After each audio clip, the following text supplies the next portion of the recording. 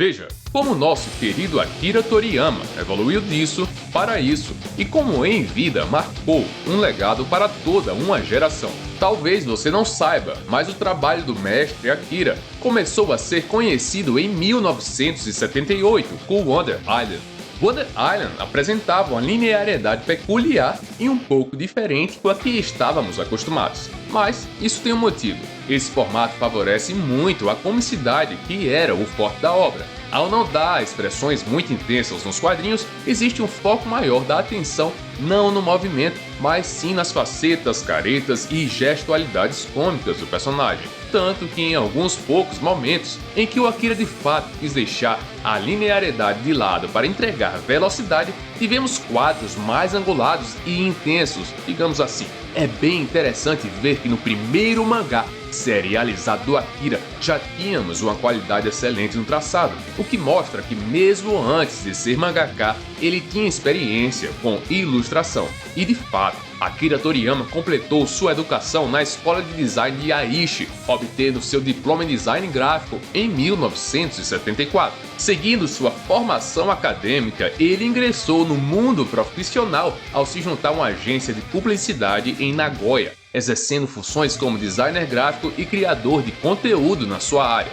E olha, eu vou falar a verdade pra você, Wonder Island nem foi realmente sua primeira participação no mundo otaku. Anteriormente, ele já tinha publicado outras duas obras muito pouco conhecidas, pois foram frutos de um concurso. Em 1977, Akira Toriyama apresentou a Wawa World em um concurso para novos mangakas da Shueisha na revista Monthly Young Jump. A obra é uma história cômica ambientada no Japão feudal que misturava samurais e super-heróis, iniciando de modo muito engraçado. Um oficial multando alguém por estacionar um cavalo indevidamente.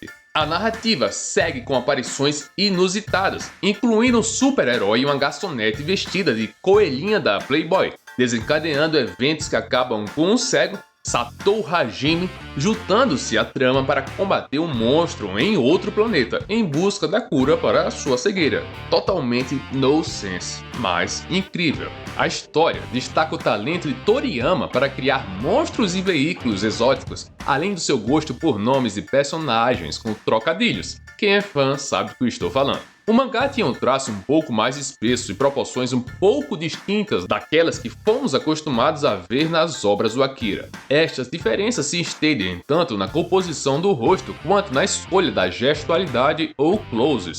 Basicamente, a roteirização do mestre Akira ainda estava se adequando ao que ele entregaria.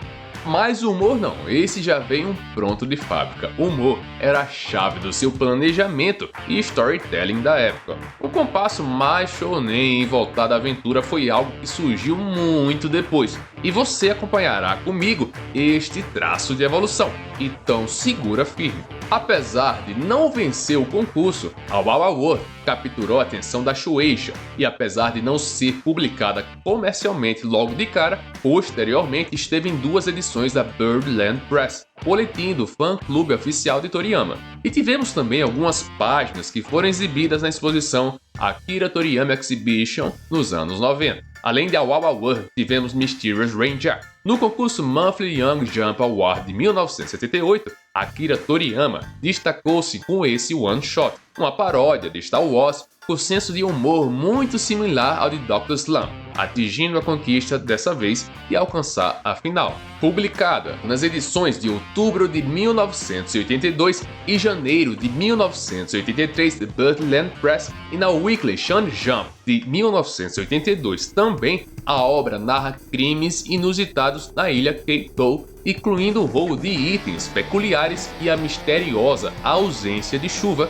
levando a uma divertida investigação policial. É incrível que ao revisitarmos as obras do Akira, vemos elementos que estarão presentes em Dragon Ball. Veja esse personagem, por exemplo, a composição dele é idêntica ao que teremos em Dragon Ball Z, lá no mundo do além. Mas, infelizmente, Mysterious Ranger, exposto no Akira Toriyama Exhibition, enfrenta improbabilidades de republicação devido a um roubo envolvendo a obra original, e também de questões de direitos autorais relacionadas ao seu caráter paródico. Eu preciso investigar e verificar melhor esse fato. Eu acho que até renderia um bom vídeo aqui para o canal. Mas aí você pensa, passamos por Awawa, fomos para Mysterious Ranger e depois Wonder Island.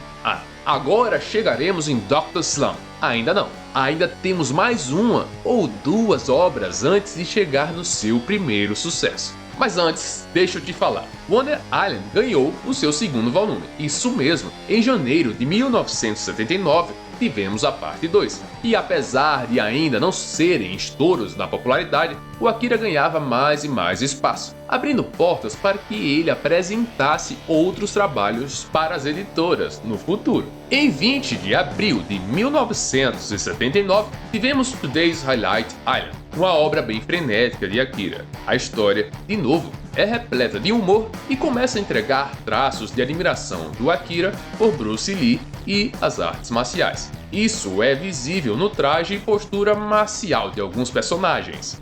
Cara, se você não sabe, o tio Akira tinha 3 amores: a comédia, as artes marciais e as corridas de Fórmula 1. E eu acho que eu vou conseguir te mostrar muito bem como esses gostos foram transferidos para suas obras ao decorrer do tempo. Mas antes, vamos seguir com a cronologia e falarmos sobre uma detetive bastante peculiar, Tomero. De cara, Tomero Kill Detective já tinha um estilo igualzinho ao de Dragon Ball clássico. Percebemos que temos uma personagem com traços muito similares com o da Bulma e outro com o do Yantia. A diferença ficava na proporção do corpo, que agraciava a cabeça com um tamanho um pouco maior do que o normal. À medida que você lê esse one shot, você percebe traços humorísticos que você vê em Dragon Ball também, como piadinhas de duplo sentido e um certo apelo à sexualidade inocente, não de um modo vulgar ou descarado, mas sim engraçado. As expressões são fantásticas, os olhos pulantes e os queixos caídos nos fazem cair em gargalhada com uma ilustração leve e direta ao ponto.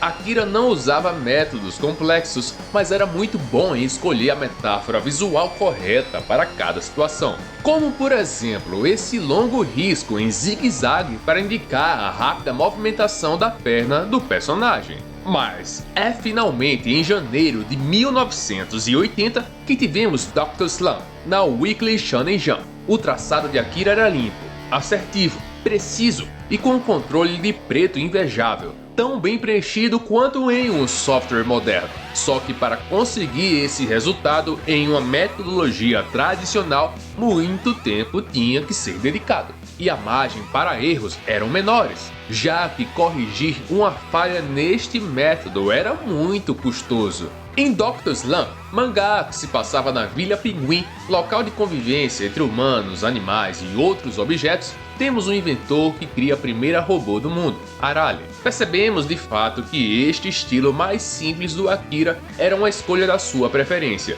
porque nas primeiras páginas ele entregava um sombreamento um pouco mais detalhado e carregado, o que mostrava que ele não era um mangaka limitado a um único estilo. Veja os diferentes tipos de preenchimentos, como se fosse um estampar cuidadoso de um algodão pintado que tocava levemente o papel, misturado com marcas um pouco mais fortes ao decorrer do rosto do personagem, e também espaços vazios que valorizavam as áreas de maior incidência de iluminação. E de novo, tínhamos um senso de humor bem voltado a situações ao melhor estilo Os Trapalhões ou Looney Tunes, cheio de trocadilhos ou golpes acidentais em locais nada adequados. A tecnologia já era bastante presente no gosto do Akira, e Arale representava a conquista de um cientista ao criar uma androide perfeita. Agora me diga, para você que é fã, isso não soa familiar? Dr. Slump é leve, gostoso de ler e com aquela line art aconchegante e redondinha do tio Akira. As finalizações de cada capítulo são sempre muito marcantes quanto à ilustração e parecem um encerrar de tirinhas curtas que necessitam ser bem evidentes quanto ao desfecho no último quadrinho, com um diferencial que em Dr. Slump falamos em um capítulo inteiro. E uma curiosidade, ao ler Dr. Slump eu percebi que as pernas da Arale eram mais longas e aos poucos foram encurtando diante das publicações. mas não entrei muito a fundo para saber se estas mudanças aconteceram em outras épocas, já que Dr. Slump teve uns 3 momentos de publicação, com anos de distância entre eles, mas acho que é um traço de evolução no estilo do mestre. Mas vamos viajar agora para 1981 e ver uma obra que talvez você não conheça. Estamos falando especificamente de Paul and Roy, que surgiu em março do mesmo ano. Um trocadilho com a marca Polaroid? Será que tem a ver? Vamos ver a história. Paul and Roy começa com cara de filme, e o storytelling entrega com calma a ambientação do personagem, e a quadrinização favorece bastante toda essa ambientação. Assim como em Mysterious Ranger, eu já posso notar a grande influência de Star Wars no Akira. Digamos assim, o nosso protagonista tem o maior estilo de Han Solo, um motorista de táxi intergaláctico que pilota sua nave ou para garotas, fofas ou por uma sacola repleta de dinheiro. O mangá continua e temos desde piadinhas que fazem um marketing pessoal dos seus outros mangás, como Dr. Slump, no caso, viagem no tempo e até menções de histórias bíblicas como Adão e Eva. O trabalho foi todo dividido em atos e temos 15 deles no total. À medida que a trama avança, o passo lento vai ficando para trás e tudo vai ficando muito mais rápido e somos inundados com piadas e mais piadas, caracterizando o teor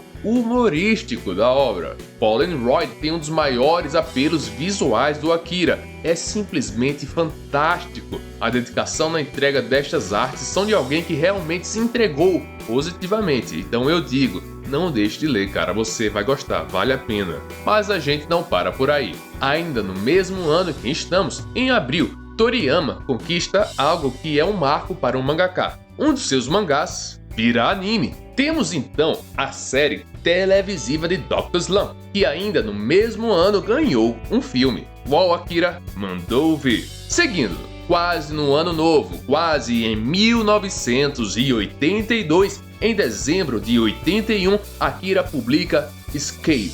Escape é simplesmente simples, curto e sem história. Apenas um suspirar, mas que entrega, meu amigo, uma super evolução artística dele. Não tem outra, o terreno muda, o espaçamento entre os elementos é maior, deixando tudo menos aglomerado. A personagem é mais alongada, as expressões são características dos mangás da década de 80. Os jogos de câmera são diversos, as onomatopeias se destacam diante dos quadros e temos cores para atiçar a nossa imaginação. Os dinossauros estão presentes, assim como os monstros animais humanoides. O que será que o Akira quis nos entregar com Escape? Mas vamos avançar. Mathematic, mais uma história simples, direta ao ponto, que eu acho que o Akira fazia para representar como coisas aleatórias poderiam ser responsáveis pelos maiores acontecimentos da sua vida, como, por exemplo, conhecer a mulher que seria mãe dos seus filhos.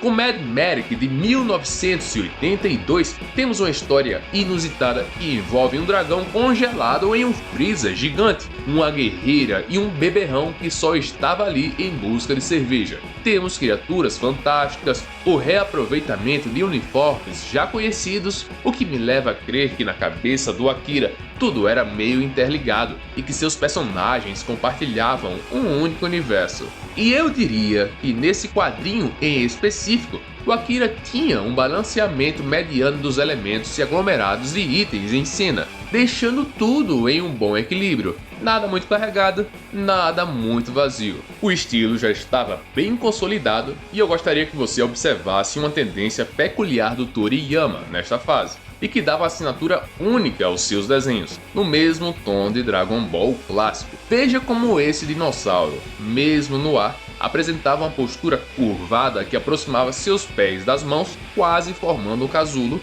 e os olhos que compensavam a pouca mobilidade da boca ao expressar prazer e conforto através da ilustração que representava as pálpebras de modo caído e com olhos estrábicos. Esse estilo se manterá por um bom tempo, mas você verá mudanças significativas a partir do final de Dragon Ball clássico. Dito isso, além do mais, temos painéis duplos fantásticos que serão de grande serventia quando passarmos para o seu maior sucesso. A vida de mangaka de Akira continua e em julho de 1982 temos outro filme de Dr. Slump, Yohoho Shudaiboke. Mas hoje estamos avaliando os traços do próprio Toriyama, então vamos partir para outubro do mesmo ano e entender o que é Pink. Pink apresenta uma garota aventureira e cheia de sonhos, igual a Bulma do Dragon Ball clássico. Ela é quem dá o nome do One Shot. Ao mesmo tempo, temos robôs, animais de estimação inteligentes como a tartaruga do Mestre Kami, só que aqui é um pequeno dinossauro. Xerifes bem vestidos e malhados e samurais. A trama bate em uma tecla que o Akira abordou em Mysterious Ranger, abordará em Sandler, que veremos mais à frente, e também em outros momentos Dragon Ball, tanto no clássico quanto no Z, no encerramento da saga de Buu com Ub, a escassez da água, que dessa vez é atribuída ao sequestro de uma criatura ou pequeno deus que detém a capacidade de summonar a chuva. E essa raça dessa pequena criatura é sempre repetida em suas obras. A influência na mitologia do Akira é grande e, pelo que eu vejo, esse ser é derivado do Hajin, o deus do trovão. Akira sempre gostava de se basear nas antigas histórias japonesas. Levando em conta a frequência, eu fico me perguntando se não há uma máscara para uma crítica em relação a situações difíceis vividas por alguns em situações extremas. Talvez uma bela abordagem que dê a chance de mostrar a bondade dos seus protagonistas e analisar outros em situações como essas. Por fim, Pink finaliza com uma pegada romântica ao melhor estilo adolescente. Olha, a evolução do Akira é longa, o cara tem muito trabalho, então aguente aí e vamos para o próximo. Chobit é um mangá que conta a aventura de uma família que acaba conhecendo um pequeno ser misterioso que muda toda a rotina deles. Na história, temos o protagonista que tem uma certa semelhança com o nosso querido Goku, Chobit, que é um pequeno demônio em forma de mulher e o acompanha por onde ele vai, sua irmãzinha e um bebê. O mangá é engraçado, inusitado e tem o mesmo humor que vemos em Dragon Ball, ao estilo Mestre Kami, com trocas de roupas, espiadinhas e mais. Enquanto a parte 1 mostra como nosso protagonista conheceu a Chobit, a parte 2 inicia com uma viagem de carro e é ambientada nas montanhas, já que o Akira gosta sempre de representar o percurso até suas cidades interioranas, sempre após um percurso inóspito e sem estradas asfaltadas. Chobit entrega de cara uma capa até diferente, com animal de verdade e não o dinossauro ou coisa do tipo, mostrando que ele também pode ser tradicional. Levando em conta que o mangá é um one-shot muito curto, é engraçado ver como Akira nos prende se entregar à essência da trama, a trama principal. Mesmo assim, nos seus desenhos temos ênfase aos movimentos rápidos, múltiplos pontos de perspectiva que não são os mais tradicionais antes mesmo das principais cenas de ação. Até mudarmos para outro tipo de planejamento de quadrinhos, quando, de fato, os primeiros diálogos sobre a trama começam. E temos algo mais estático, mais calmo. Chobit, o mangá, é bem exploratório e dedica um bom tempo para mostrar as peculiaridades das residências do local e a cidade em geral. Ou seja, dedica um bom tempo para mostrar o protagonista e sua família em situações comuns. Além disso, temos posturas super desconfortáveis, mas que parecem muito naturais para os nossos personagens, como os pés alinhados a 180 graus ou pernas arqueadas em um formato de U invertido, e outros elementos bem clássicos, como vestimentas super exageradas para bebês, assinatura do Akira. E como é de costume, quando a ação acontece, tudo é entregue de vez, com muita dinamicidade no traçado, facetas, gestualidades, onomatopeias e planos de fundo variados. Fique atento a isso nas suas próximas obras. E é nessa parte que ficamos cientes dos poderes da Chobit e dos inimigos que marcam um ponto de equilíbrio na história. É tudo muito bom. Mas a jornada para o nascimento do nosso principal marco nostálgico está quase se consolidando. Meses depois, em junho, Akira inicia uma obra que até no nome temos similaridade com Dragon Ball, Dragon Boy.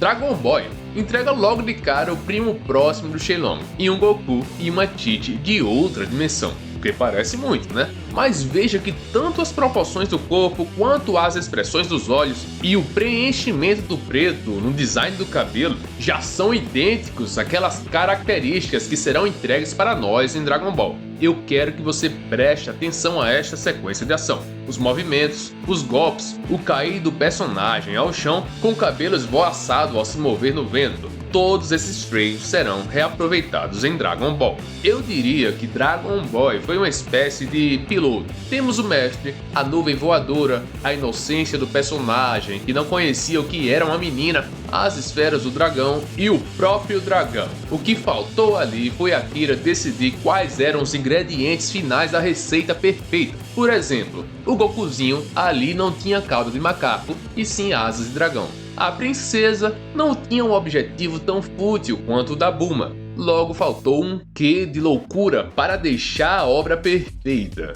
Mas é em julho de 83 que o Akira bota tudo isso em um único mangá e lança a coletânea chamada Maruzaku Gekijou, ou Manga Theater. E com isso nasce a oportunidade do canal Geek Lines pedir a sua ajuda. Se você é fã do Akira e quer ler todas essas histórias que falei, estou analisando a arte aqui, então considere ter para você Maruzaku Gekigou. O link está na descrição. Dragon Boy não parou no volume 1 e ainda em setembro a segunda parte da aventura chegava para o público. Até um Pual em fase beta apareceu. As máquinas e robôs já eram inconfundíveis e eu fiquei feliz em ver como a insistência foi fruto do sucesso. Imagina se o Akira tivesse desistido. Imagine, só imagine. Akira Toriyama estava tão aquecido na época que lançou então The Adventure of Tongpu. Tongpu parece uma coletânea de atos de uma bugiganga tecnológica. Temos mais outro Gokuzinho,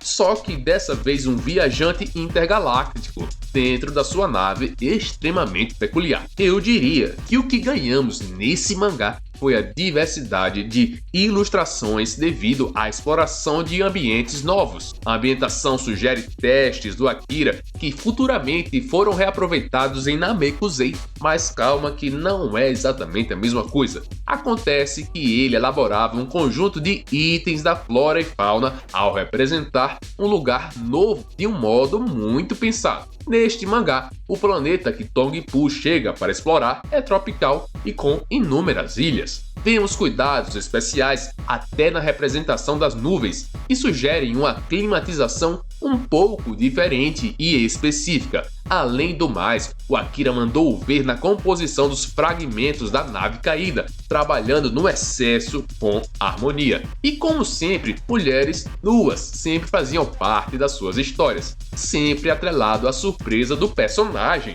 em avistá-las por acaso ou por engano, por acidente realmente. O que mostra que na mente do Akira existiam dois tipos de pessoas: aquelas que veem a sexualidade sem maldade e de modo inocente, como Goku e o Tongpu de agora, e outros que veem com interesse, aproveitamento, oportunismo, como o Mestre Kami e o protagonista em Showbiz. E olha, o Toriyama soube aproveitar suas piadas muito bem, assim como nos outros one-shots e mangás. As piadas que temos em The Adventure of Tongpu foram reaproveitadas em Dragon Ball. A cena é igualzinha que você conhece com Goku e a Bulma. Mas nem tudo são flores. Existem piadas que, mesmo leves para a época no momento, seriam consideradas ofensivas na atualidade. Então, por favor, lembrem que estamos falando de 1983. Eu não era nascido e muito provavelmente você também não.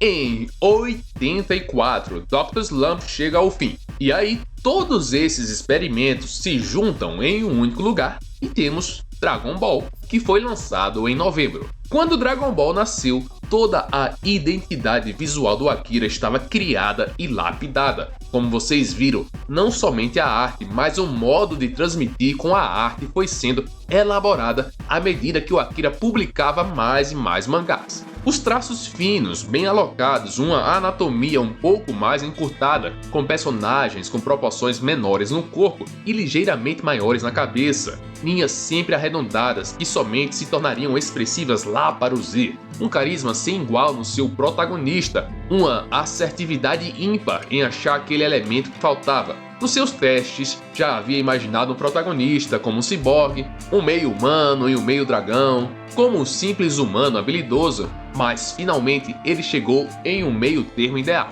Algo sutil, mas que o acompanhasse o tempo todo. Um menino macaco, um menino com uma cauda. Uma inspiração na mitologia antiga que ao mesmo tempo puxava tecnologia e ficção científica, pois falávamos de um alienígena. Toriyama conseguiu juntar todo o amor dele pelos seus hobbies neste mangá. Dragon Ball apresentava os melhores robôs e máquinas dos quadrinhos, com um estilo único, com uma mistura daquilo que ele admirava, como Star Wars e Fórmula 1. E claro, as lutas marciais, com as melhores cenas e lutas, baseadas nos filmes que amava de Bruce Lee, com aquelas vestimentas típicas e apresentações épicas do herói e mestre que guiava o pupilo. Em Dragon Ball, ele podia também explorar a fantasia, ao desenhar personagens meio humanos, dinossauros, ambientes inóspitos, com cara de faroeste ou vales nas montanhas. E por fim, a comédia estava presente desde o início. A época permitia que ele explorasse o tipo de humor que ele gostava. Não haviam grandes censuras e mesmo aquilo que ele fazia para o mangá era trazido para o anime. A fórmula de Dragon Ball era simples, mas genial. Uma ilustração introdutória que enfatizava o personagem, um quadro que se aproximava da sua feição, uma gestualidade única e, em seguida, a ação inesperada, subdividida em várias etapas, um filme em fotos. O desenho era simples e complexo. Não tínhamos constantemente preenchimentos em tons de cinza ou um abuso de achuras. Em contrapartida,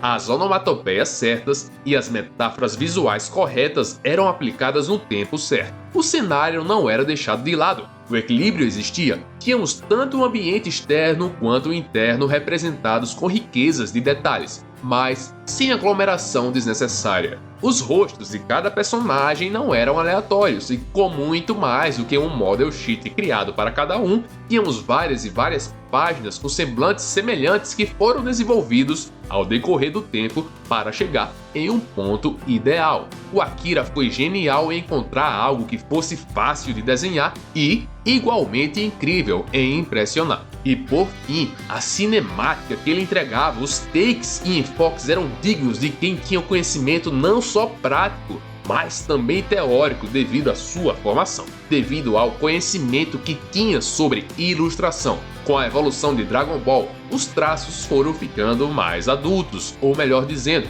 mais sérios, um pouco menos arredondados, com enfoque a discursos mais abrangentes, assuntos como maldade, dominação, vingança e coisas do tipo. A competitividade também aumentou e a trama, apesar de nunca ser complexa, se tornou mais voltada a desejos pessoais de cada personagem. Com isso, elementos mais fantasiosos e engraçados foram deixados parcialmente de lado e as coisas começaram a mudar. Mas os traços não mudaram de vez, para deixar aquela pegada arredondada até chegarmos em algo muito mais reto. Inúmeros capítulos se passaram. Goku deixou de ser criança, perdeu boa parte da sua inocência e constituiu família. Ao mesmo tempo, percebeu que sempre tinha alguém mais forte que ele e que se tornar o mais forte entre todos era o seu desejo de vida. E eu posso dizer, sem dúvidas, que o marco nessa mudança de comportamento e percepção do Goku foi o Vegeta. E se você parar para pensar, não existia Vegeta até o Z. Ainda assim, mesmo chegando muito depois, ele é o segundo personagem principal da franquia. Goku ganhou o rival perfeito. Tudo se transformou e o estilo do Akira acompanhou seu storytelling. Quando viajamos para o capítulo 300, por exemplo, veja como Gohan, ainda sendo um garoto, ainda tendo aproximadamente a mesma idade de Goku de quando iniciamos Dragon Ball, já possuía um corpo mais esticado. Não foi uma peculiaridade do design dele, mas sim um estilo adaptado à trama, à evolução do Akira com o tempo. Veja o Freezer. Esse estilo era necessário para deixar tudo mais sangrento, para dar mais medo, para dar mais seriedade aos vilões, por exemplo. Até os ruídos no desenho, que não eram tão comuns nas obras de Akira, chegaram aos poucos. Um caos ordenado, uma sujeira opcional para dar uma tenebrosidade. E quando chegamos na Saga do Céu, no capítulo 400, isso fica extremamente visível. Temos linhas que se tocam e por pouco não ultrapassam o limite que tinham que respeitar. E temos muita compensação com efeitos radiais, além de termos uma caneta tinteiro ou estilo que permite uma flexibilidade maior na variação da espessura das linhas. Talvez a demanda estivesse muito grande, mas o Akira deu conta perfeitamente. Tudo era perfeito, a obra era perfeita. No capítulo 500, na saga de Buu, percebemos que o estilo se manteve e estávamos no auge da porradaria nos diversos animes e mangás que tínhamos na época. Mas eu preciso voltar para 1984. Dragon Ball foi extenso, e é impossível analisar a evolução de um mangá tão longo sem entender como foi a evolução de Akira em outras obras. E melhor ainda, a gente vai ter que analisar as demandas que o Akira teve devido a Dragon Ball. Tudo isso influenciou as suas decisões. Agora a gente está falando de uma bolada grande de dinheiro. Não imagino que o Akira teve as mesmas flexibilidades que ele tinha no início de carreira. Então, bora lá. Mais um filme de Dr. Slump é lançado no final de 84 e em 85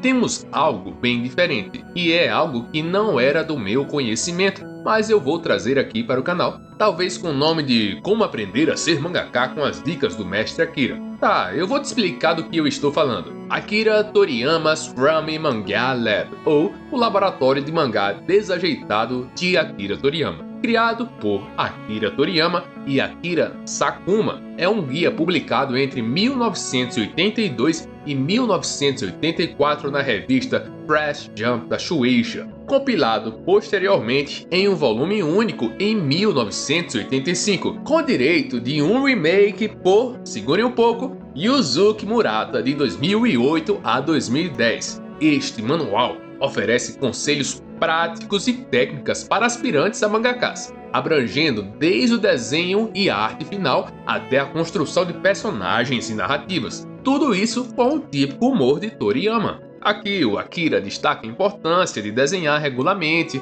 começar com uma boa ambientação, criar balões de diálogos legíveis e personagens expressivos, visando sempre surpreender o leitor e garantir uma leitura confortável e agradável. Massa, não? Um verdadeiro sensei. Eu já falei que temos muitos filmes de Dr. Slump? Pois é, em 85 tivemos o quinto deles, e ainda no mesmo ano, Dragon Ball tem o seu primeiro volume publicado. Mas partimos para 1986 e tivemos uma transição. Com o fim do anime de Dr. Slump, o anime de Dragon Ball entra em cena, e o Akira, que não era bobo nem nada do tipo, aproveitou a onda e começou a trabalhar em diversos outros projetos. E ele foi para o mundo dos games. Sim, Toriyama foi character design de Dragon Quest para NES, e só de olhar essa arte o nosso coração aquece e nossa memória é ativada de cara. Todas aquelas características sutis, mas marcantes do Akira estão ali, na capa do jogo,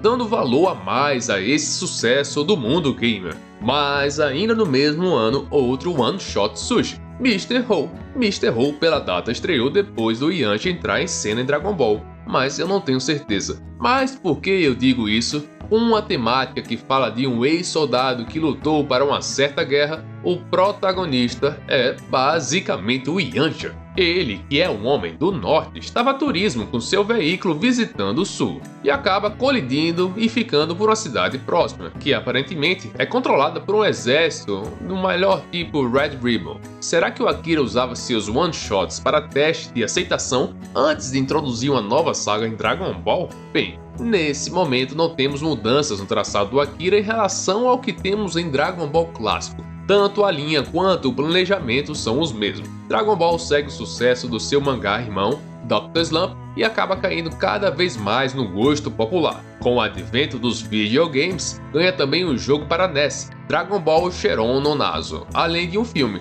Dragon Ball Cheron no Nezensu. O Akira também faz outra participação como character design, desta vez em Dragon Quest II.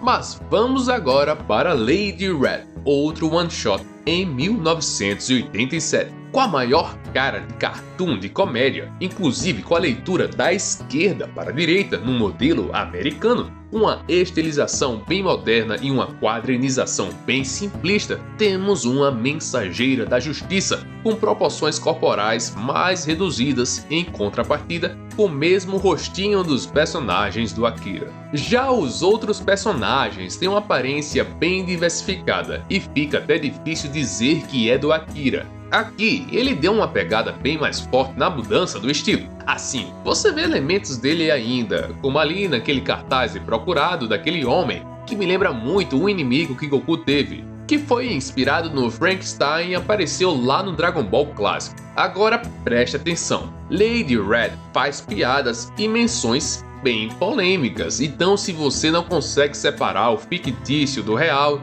e entender críticas como críticas, nem leia. É sério, jovem, não vá procurar. Você não está indo googar isso agora, né? Ô cara curioso. Mas vamos, a gente passa por mais um filme de Dragon Ball e depois chegamos em agosto com outra publicação do mestre, Kenosuke-sama. Com Kenosuke-sama, a gente percebe que o Akira queria e gostava de diversificar suas artes. O estilo é diferente desde o preenchimento até o design das nuvens e montanhas. A ressalva fica na composição do corpo e dos olhos, que ainda remetem muito fortemente à obra do Akira. E nessa época da vida, parece que o nosso mestre estava com um humor mais ácido. O dedo do meio era tão usado quanto um tchauzinho nas suas obras, até na explicação dada de uma mãe para um filho. Vemos a epopeia de um menino que não sabia o que era um encontro, tentando ter um encontro perfeito. A situação é peculiar e engraçada. Já em janeiro de 1988,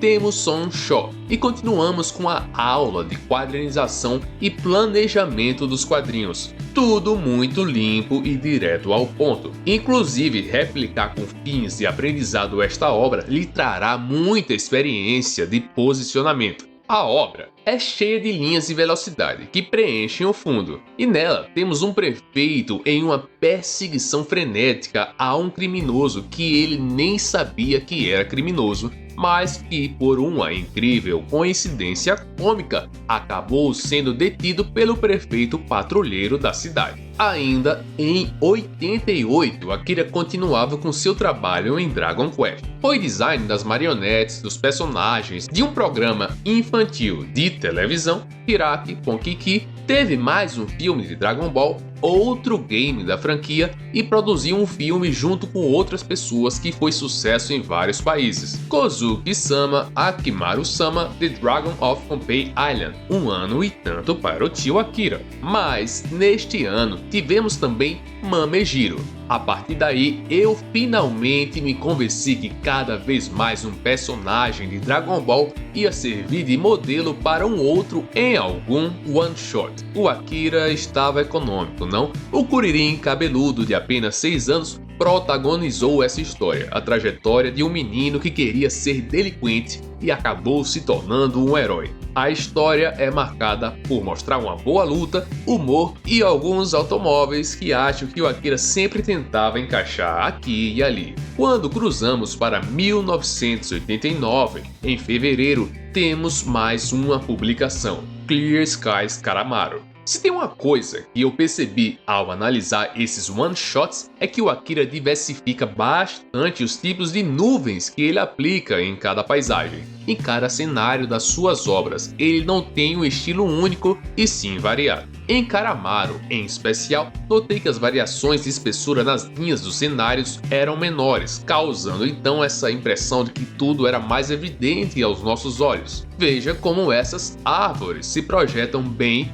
mesmo sem destaque no preenchimento. A quadrinização é majoritariamente mais conservadora ao decorrer do mangá, com um enfoque maior em apenas uma cena de luta. O personagem é cativante e do meio para o final da história tem até um pouco de profusão devido à grande quantidade de balões de diálogos e palavras. 89 também marcou o fim do anime de Dragon Ball e o início de Dragon Ball Z. Temos mais filmes de Dragon Ball na área e mais games também. E pasmem, uma série televisiva de Dragon Quest que não teve a participação de Toriyama. E com essa mesma line art menos variante de Karamaro, temos Wolf em 1990. Olha como o personagem tem um detalhamento incrível na sua pelugem, além de um estilo único e marcante, com elementos relacionados a máquinas e automóveis presentes, apesar de ter uma ilustração incrível. Na maioria das vezes era simples e com diversas assimetrias, mesmo assim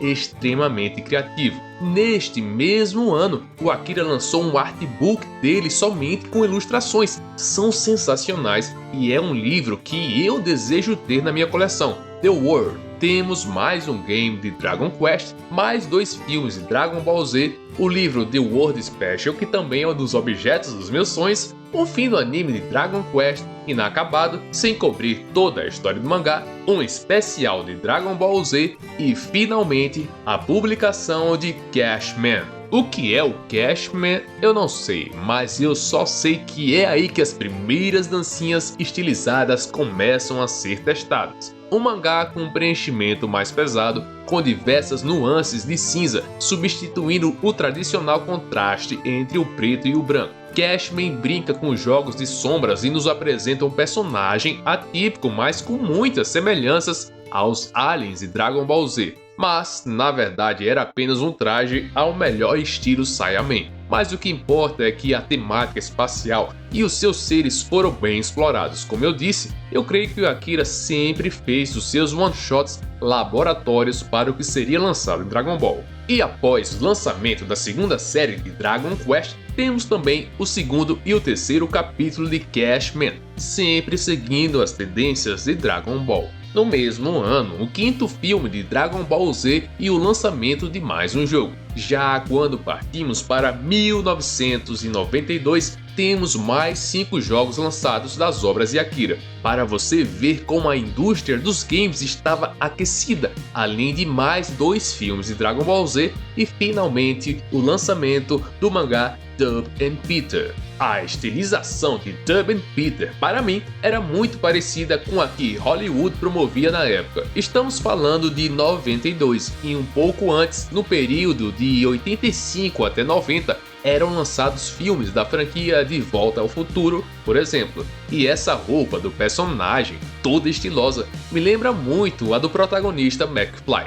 A estilização dos cabelos, então, era muito da hora, com pontos de luz e sombra para dar destaque, ou com cortes jovens, marcantes e volumosos. Dub and Peter era outro mangá que era repleto de aparatos mecânicos e carros tunados e inteligentes. Inclusive, há um quê de treinamento supervisionado de inteligência artificial na obra. Seria o Akira um entusiasta da tecnologia e já previa modelos super inteligentes de machine learning, a IA que a gente tem no GPT? Quem sabe? E lendo o mangá, eu vi que a estilização dos androides de Dragon Ball Z estavam presentes aqui. Inclusive, aquela postura com o ombro alargado me remete muito à arte dos momentos do Z. De novo, o Akira em testes. No geral, o mangá contava as aventuras de um rapaz e seu carro ultra tecnológico na tentativa de encontrar belas moças. Bem, após mais um jogo de Dragon Ball Z, vamos para 1993.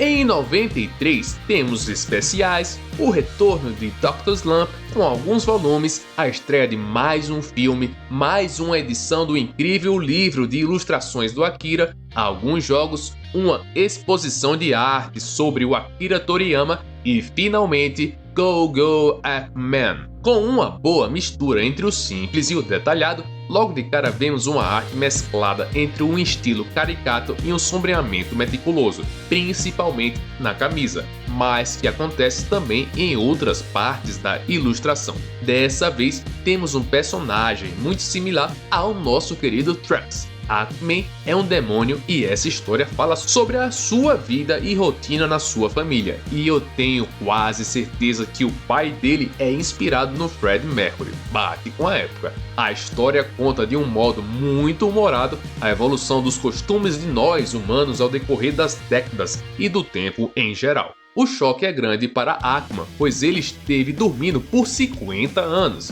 A trama se desenvolve e temos uma batalha entre ele e um anjo, mas no estilo Tom e Jerry, não no estilo de artes marciais. Os quadros, então, focam bastante nas expressões e ações, mas não para acompanhar a direção dos movimentos, já que não temos muitas coreografias como teríamos se tivéssemos mais lutas. E olha, essa história acaba se escalando muito rápido, com as surpresas das evoluções que ocorreram devido ao tempo que ele ficou dormindo. Akme acaba conhecendo novas tendências. Por exemplo, essa exclamação deixa a dica do que estou falando, completamente inusitada. Não era humor para criança. Suas publicações paralelas eram mais voltadas a outro público. Mas quando falamos de 1994, o foco é outro. Dessa vez, o foco não ficou nos mangás ou filmes, e sim em um game em específico, Chrono Trigger. O jogo é um clássico de RPG que foi desenvolvido pela Square Co. e tinha como equipe de desenvolvimento só nome de peso. Essa equipe foi apelidada, vejam vocês, de Equipe dos Sonhos. Dono de traços inconfundíveis, nesse jogo não foi diferente. A arte do Akira estava simplesmente sensacional e ele atuava como designer dos personagens, cenários e itens do jogo, mas tínhamos também Yuri Horii de Dragon Quest na supervisão e escrita dos cenários, Hironobu Sakuguchi de Final Fantasy como produtor,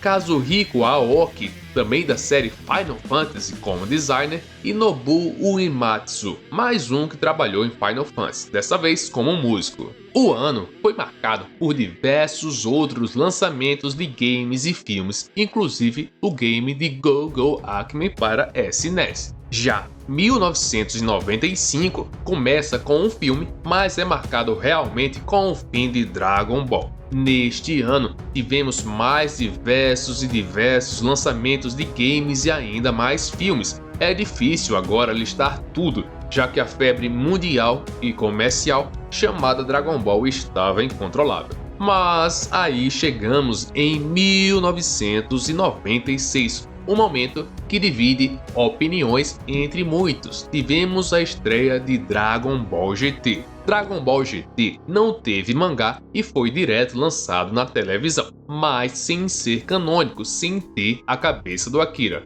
mesmo com o aval dele. De qualquer maneira, temos momentos importantes e é reflexo do sucesso comercial que Dragon Ball alcançou durante os anos. 96 continuou na mesma pegada dos outros anos, com muitos filmes, muitos jogos e mais publicações de mangás. Então não podemos deixar de falar de Tobal, um jogo em que Akira foi também responsável pelos artworks e design dos personagens. Tanto Tobal 1 quanto Tobal 2 foram jogos de videogame de luta para PlayStation desenvolvidas pela Dream Factory e publicadas pela Square. Dele temos vários lutadores com os mais diversos designs. E uma surpresa, olha só, há também um lutador secreto chamado Toriyama Robô, em homenagem ao mestre Akira, que pode ser desbloqueado se o jogador puder completar o nível Udan's Dungeon de 30 andares no modo de missão. Esse personagem não é visto em nenhum momento do jogo,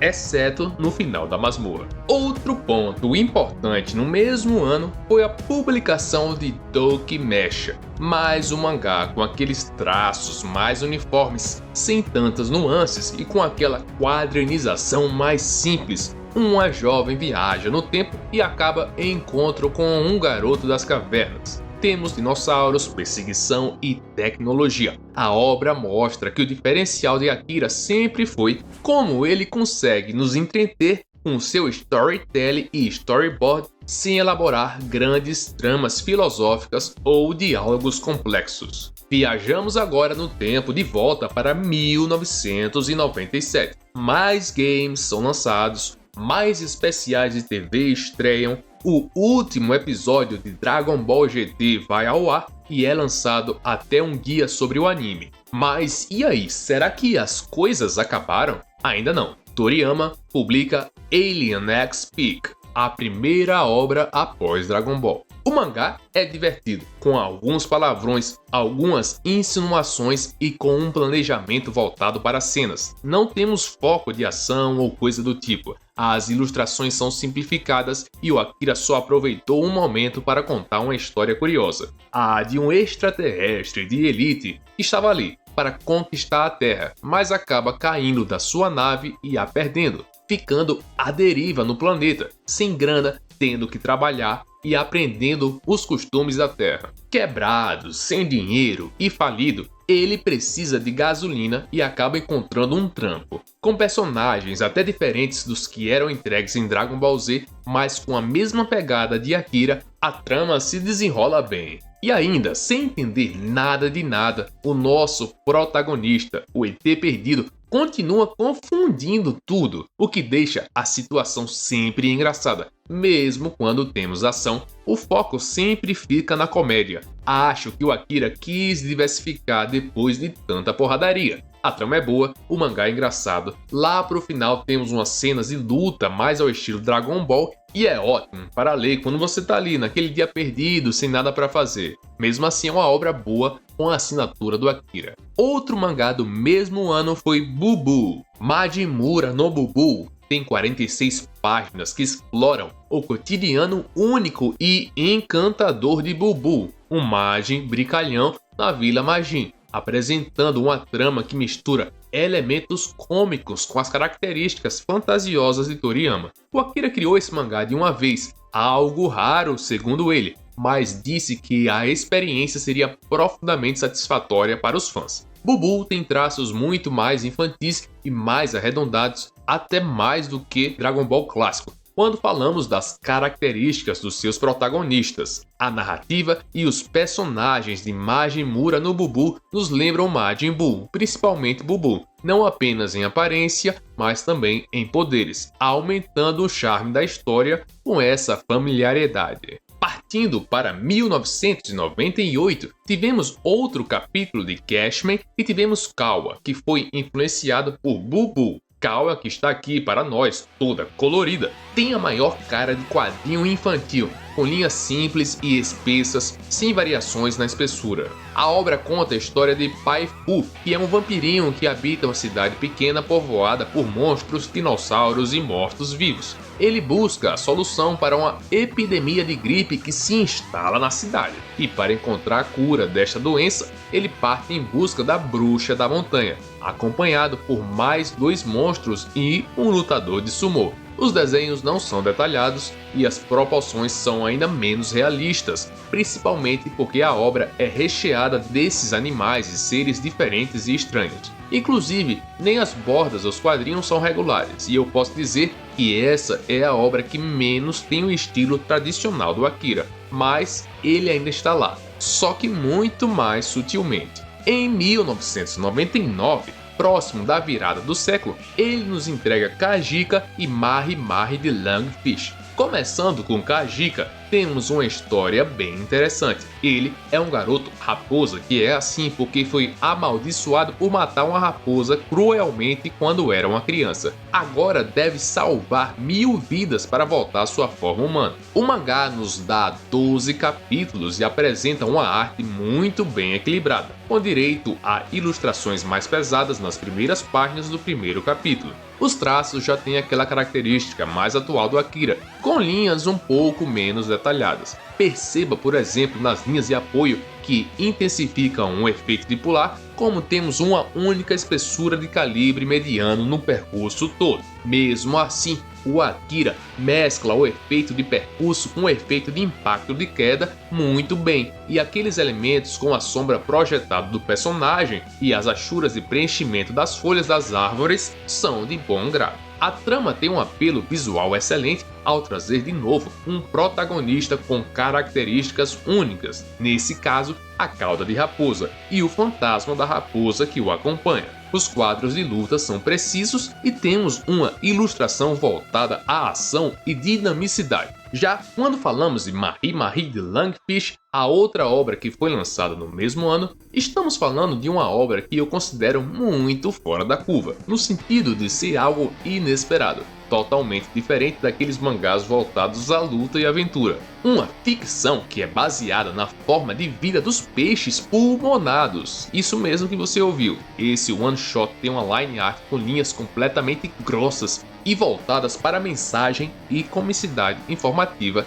exclusivamente. Ele conta de forma humorada todas as peculiaridades desse peixe que precisa respirar fora da água para sobreviver. E claro, com humor bem apurado e presente. E por fim, em 2000, o tão esperado Sandland, que recentemente voltou a estar em enfoque na mídia, foi publicado. Tivemos também Hayotan e Nekomajin. Sandland me parece ter um capricho a mais se compararmos com os últimos trabalhos que analisamos. Tem linhas que variam na espessura, achuras meticulosamente aplicadas e alguns efeitos de retículas em pontos específicos. Os personagens são bem únicos e o Beelzebub ainda tem um óculos, uma bolsa e uma capa, que compõem a sua vestimenta, deixando tudo bem característico. Aqui não temos como dizer que o traço não é do Akira. Logo de cara batemos o olho na bota ao estilo Nameko Zeijin e a estilização do cabelo Saiyajin. As cenas distantes recebem bastante detalhamento,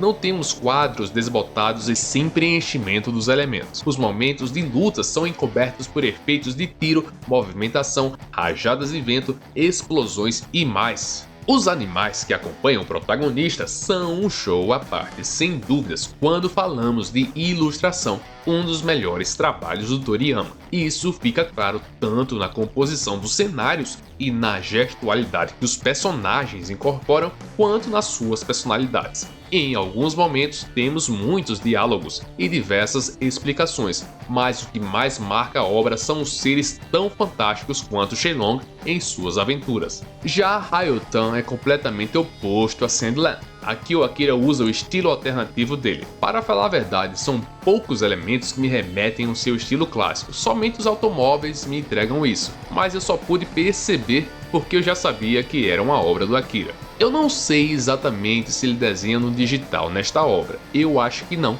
pois os contornos dos quadrinhos entregam ruídos de algo que foi feito no método tradicional. A colorização é digital, mas quase certeza que foi feita por outro artista. Mas mesmo que seja analógica, as ferramentas de desenho aqui com certeza foram outras, algumas canetas mais universais e fácil de manusear. O foco nessa obra era a mensagem de qualquer maneira, algo mais infantil e descontraído. Quanto a Nekomajin, foi publicado entre 2000 e 2005 e tivemos 5 revistas com a obra. Apesar de ter aquele estilo que se distancia das obras clássicas do Akira, eu gostei do resultado. A foto de capa é muito bem balanceada entre a linha grossa e as nuances de cinza que o cenário entrega. Ao fundo, à medida que o cenário se distancia, as linhas ficam ligeiramente mais finas, acentuando a sensação de profundidade. O mangá já entrega estilizações diferentes nas feições, composições distintas daquelas que assinam as obras do Akira, mostrando adaptação e versatilidade. As lutas são completamente cômicas e são como se fosse uma paródia de Dragon Ball, um agrado para os fãs, inclusive temos até o protagonista usando a roupa de Goku. No capítulo 3 eu achei que houve um certo alívio no traçado, deixando ele um pouco mais suave e com mais variações. No segundo volume, temos até a participação de Vegeta e a coisa ficou muito louca, e assim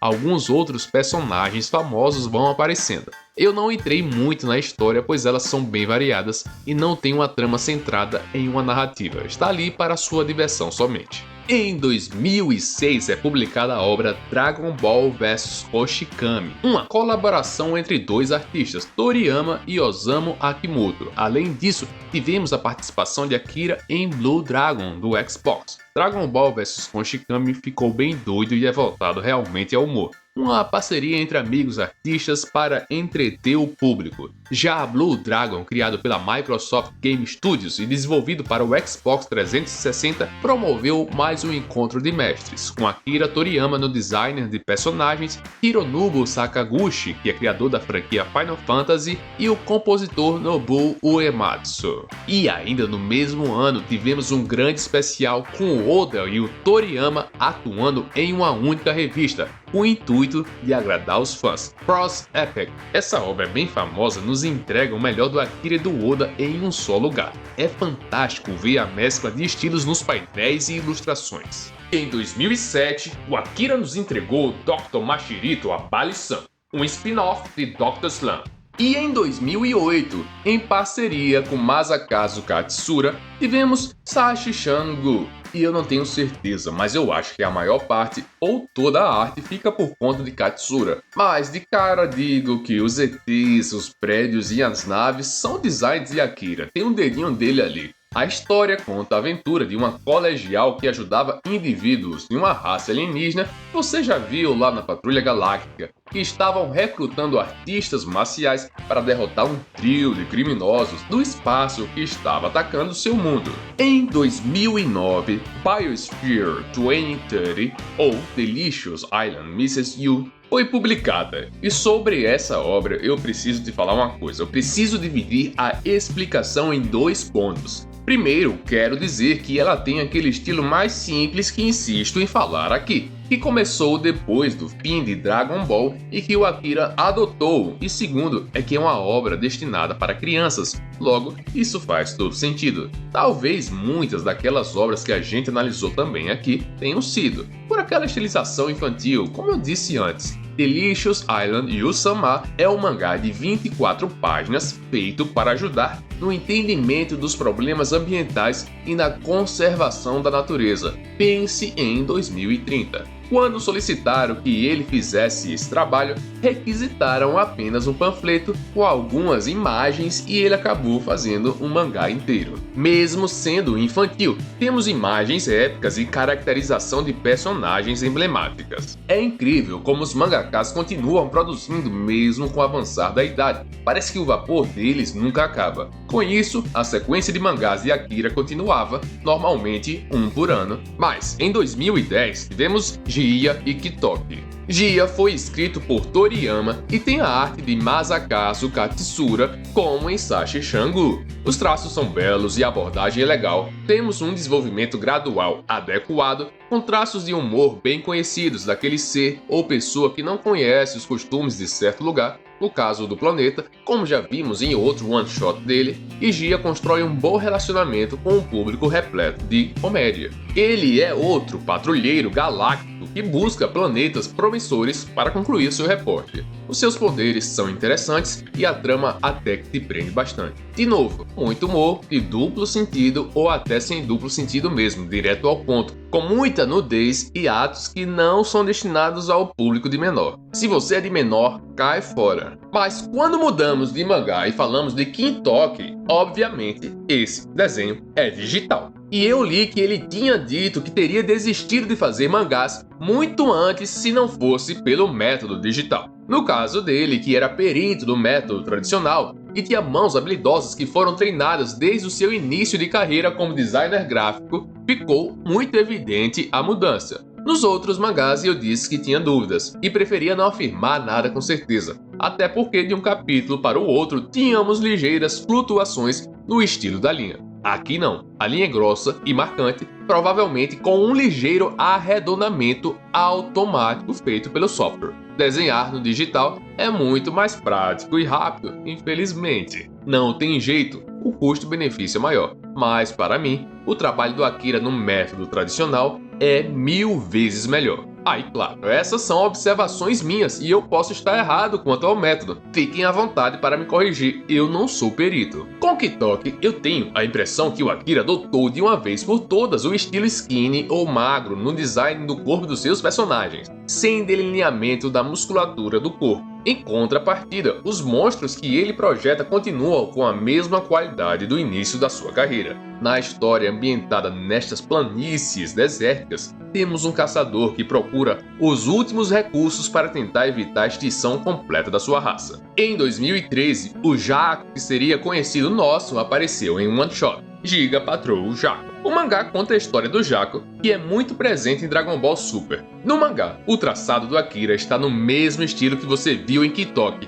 mas dessa vez há uma delicadeza a mais em escolher o calibre da linha. Temos a utilização de alguns tons de cinza, mas no geral, os traços são limpos e temos poucas linhas de achuras, mas muitas linhas de enfoque quando necessário. Nos momentos de ação, claro. O ponto alto do mangá fica na participação de Tights, a irmã de Bulma, que participa das aventuras do nosso patrulheiro galáctico. E por fim, em 2014, tivemos Dragon Ball Minus, que conta um pouco mais a história de Goku e seus pais, antes mesmo da chegada deles à Terra. Quando esse one-shot estreou, houveram críticas ao estilo da arte, pois obviamente houve comparação sobre os traços do começo para os traços dessa época. Inclusive, é normal encontrar vídeos no YouTube que comentem sobre essas mudanças. Acho que até aqui no canal a gente já deve ter falado. O Akira já devia estar cansado. Como vocês viram, a vida dele não parou. Quase sempre ele estava produzindo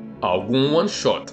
Mas aí você pode falar, mas um one-shot por ano é pouco. Mas veja bem, cara, não se sabe ao certo o que acontecia na vida do Akira. O sucesso de Dragon Ball rendeu diversas outras responsabilidades, gerenciamentos e participações. Nem tudo vai ao público. Dragon Ball Minus, então, tinha esse estilo mais simplificado e a gente começou a se acostumar ali pelos anos 2000. Mesmo assim, é uma obra essencial para quem é fã. É uma obra canônica e muito informativa. A partir de 2015, fomos surpreendidos com o retorno de Dragon Ball às telinhas, com Dragon Ball Super, e os fãs foram à loucura. Dragon Ball Super foi lançado em mangá e tivemos a bênção do Toyotaro para continuar no desenho ao invés do Akira. E como vocês sabem, existem diferenças nos traços dos dois, mas como já fiz um vídeo sobre isso, deixarei aqui o card para você acessar. Para o Akira, publicar constantemente fez com que as suas qualidades fossem observadas por, entre aspas, olheiros da indústria,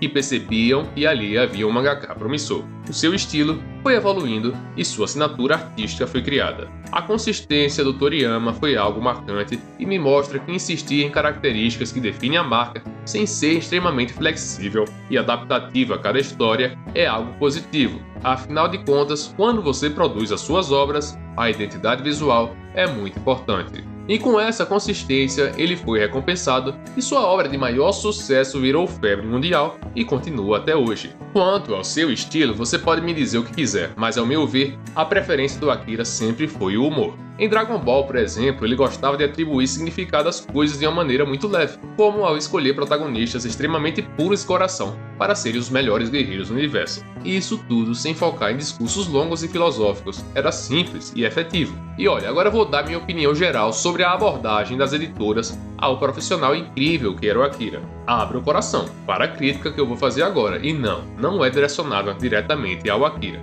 Eu sou apaixonado por Dragon Ball, mas ao revisitar todas as obras do Akira, percebo que o talento dele foi muitas vezes barrado, e muito mais poderia ter sido entregue por esse artista fenomenal. O que eu quero dizer? Como Dragon Ball era a galinha dos ovos de ouro da editora, eu creio que Toriyama foi limitado muitas vezes a ficar somente em uma obra, mesmo havendo outras publicadas como vimos, e mesmo ele sendo esse cara diversificado e criativo que evidenciamos. E por fim, se eu posso repassar uma mensagem, escolho essa que ele deixou no final de Wonder Island: persistência é tudo. Então veja os recados que o tio Akira deixou no final de cada capítulo de Wonder Island. Eu tinha 23 anos, acabado de deixar meu trabalho, totalmente quebrado e sem nada para fazer. Então decidi desenhar um mangá e enviar para Shonen Jump. Apesar do meu mangá ser recusado, o senhor Torishima atuou como um editor para mim e me disse que se eu trabalhasse duro, seria um mangaka de verdade. Depois de muito tempo gasto aprimorando minhas habilidades, eu finalmente terminei uma versão nova desse mangá, que foi finalmente publicada.